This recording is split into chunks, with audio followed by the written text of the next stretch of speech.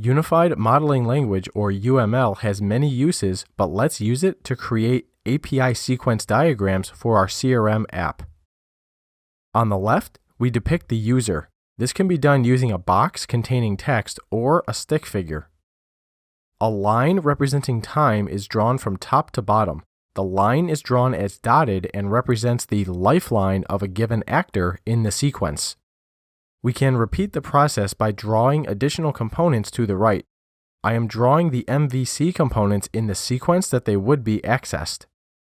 When an API call is made, a solid arrow is drawn from the originator of the request to the target. The client browses to the CRM app URL, which triggers an HTTP GET. The text associated with each arrow is meant to describe the action.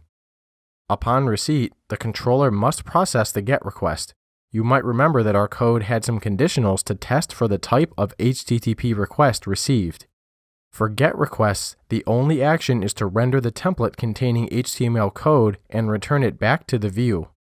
This isn't a new API call, but is a response to a previous one, so we use a dotted arrow. The view then crafts the HTTP body text in HTML so the user's browser can display it. Again, this is reply traffic from the original GET request, so we use a dotted arrow.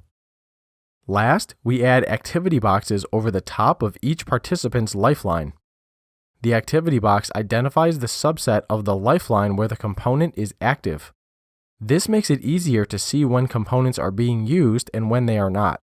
These boxes do not have to be contiguous, as each lifeline could contain many bursts of activity. Let's work through a more complex example. What happens when the user enters an account number and hits Submit? The user sends an HTTP post request carrying the account ID to query. The view doesn't process application logic, so it passes this information to the controller. The conditional logic for HTTP post directs the controller to ask the model for the balance of a specific account ID using the balance method. The model could return one of two answers, and we depict this using an alternative box. This is a rectangle stretching over both components, with each alternative separated by a dotted line. Sometimes the word alt appears in the upper left corner, but I'm omitting it here for cleanliness. The first alternative is that the account ID is valid and exists in the database, so the model returns the balance.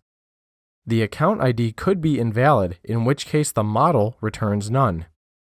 In both cases, the controller will render the template and display the proper output, either a valid balance or an error message.